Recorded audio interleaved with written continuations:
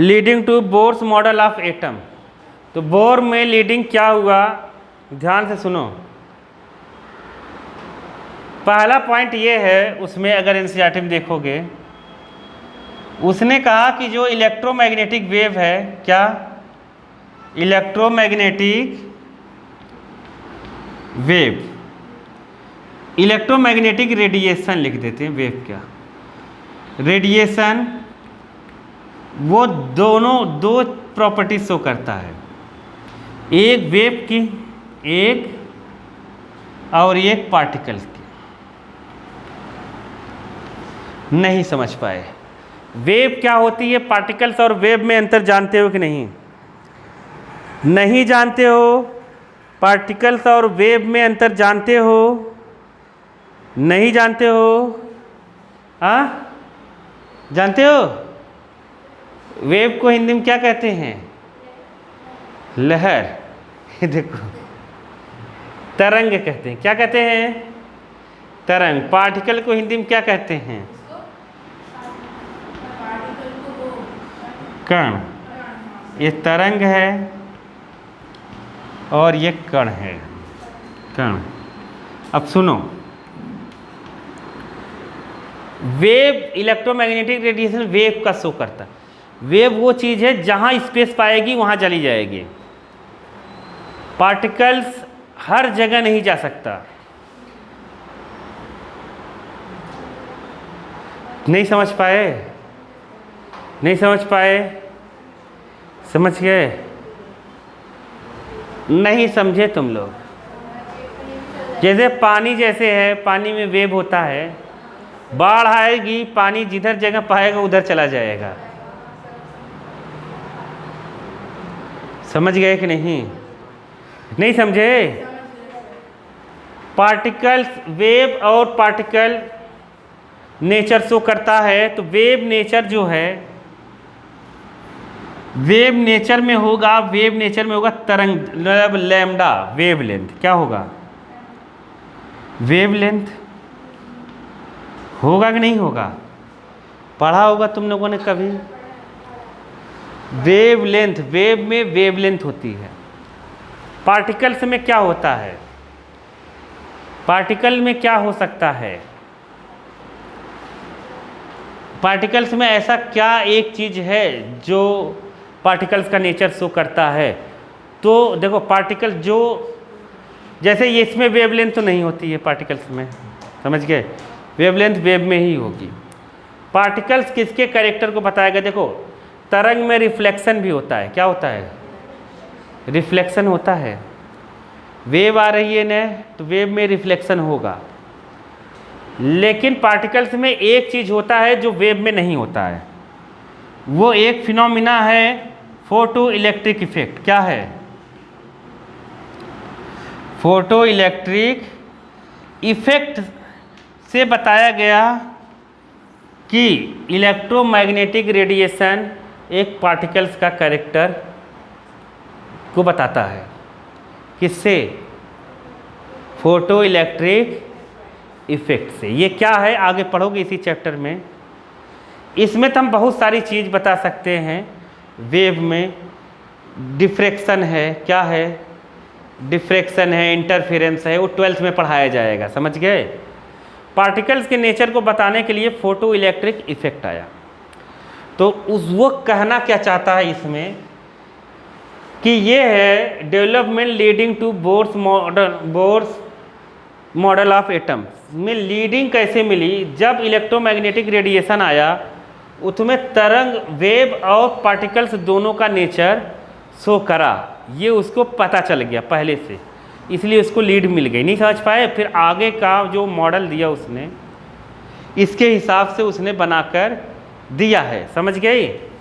दूसरा जो है, दूसरा सेकेंड पॉइंट में देखोगे, experimental result regarding atomic spectra, यही दिया है तुम्हारे में भी।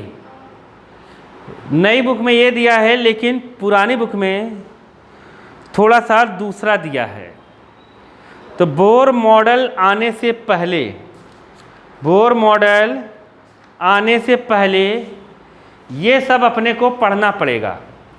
अब इसमें क्या उसने दिया एक्सपेरिमेंटली, क्या दिया रिकॉर्डिंग, एटॉमिक स्पेक्ट्रा है कि नहीं, एटॉमिक स्पेक्ट्रा को देखा उसने। किसको देखा? अब तुम सोच रहे होगे कि ये है क्या, सोच रहे हो कि नहीं, सोच रहे होगे। ये तो समझ गए ना पहला।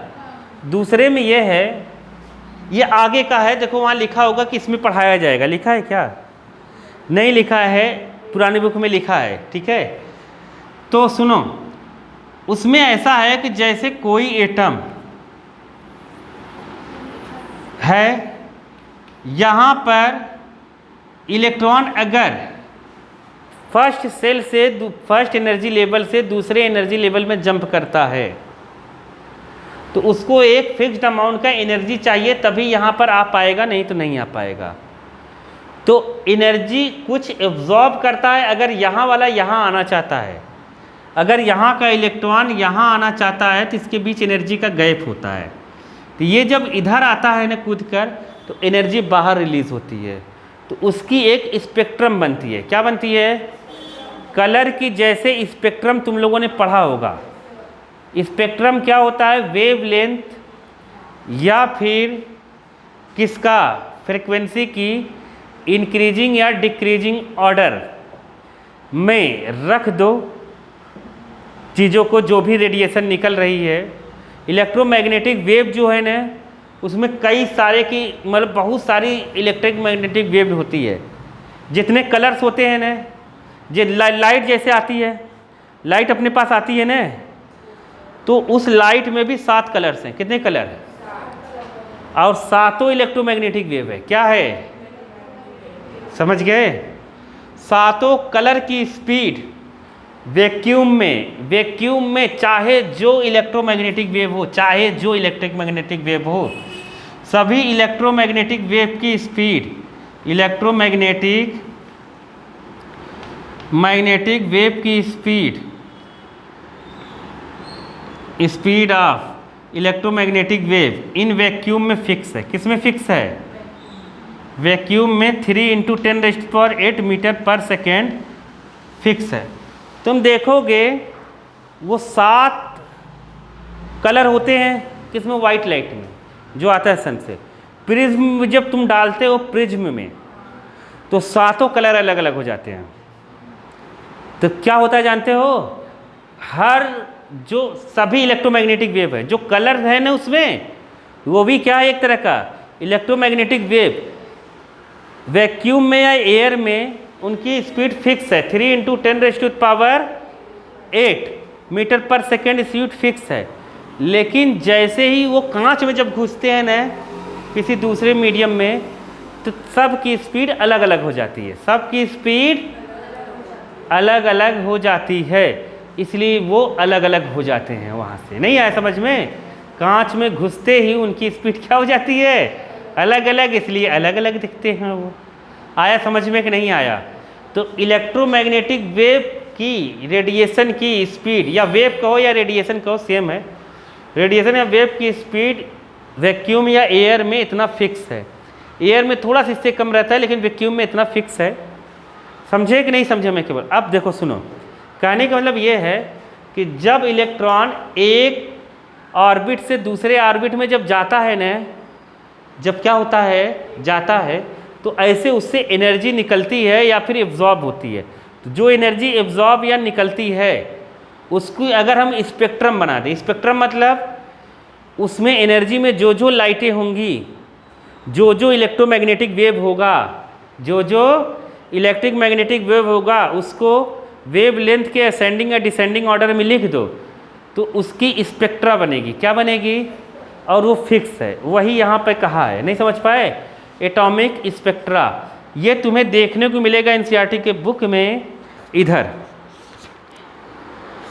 जैसे ये स्पेक्ट्रम है, क्या है स्पेक्ट्रम? समझ गए कि नहीं? अब तुम्हें इधर मिलेगा, एक बनाया होगा लाइमन सीरीज, बामन सीरीज, ऐसे। ये देखो, ये लाइट गई ना, ये जैसे ये है, ये मिल रही है ना, ये दिख रहा है कि नहीं? ये वाला फिगर समझ गए? इन सब को देखने के बाद देखो इधर आया तो ये बना स्पेक्ट्रा, क्या बना स्पेक्ट्रा। ऐसे ही कितनी एनर्जी निकलेगी कितनी एनर्जी नहीं निकलेगी इसको बताया गया, समझ गए, बताया गया। तो ये सब बुक में दिया है, तो इन सब को हिंट में लेकर, समझ गए कि नहीं, इन सब को हिंट में लेकर बोर ने पूरा डिटेल में जब इसको बता दिया गया तो बोर ने फिर इन सब को देखकर अपना एक अलग मॉडल बनाया। नहीं समझ पाए क्या? तो देखो वहाँ नीचे लिखा भी होगा, first we will discuss about the dual nature of electromagnetic radiation और experiments recording the atomic spectra. समझ गए कि नहीं? पहले हम इसको डिस्कस करेंगे, फिर हम बोर का मॉडल बताएंगे। नहीं आया समझ में? आ गया ना समझ में? तो ये उसका कहने का मतलब है।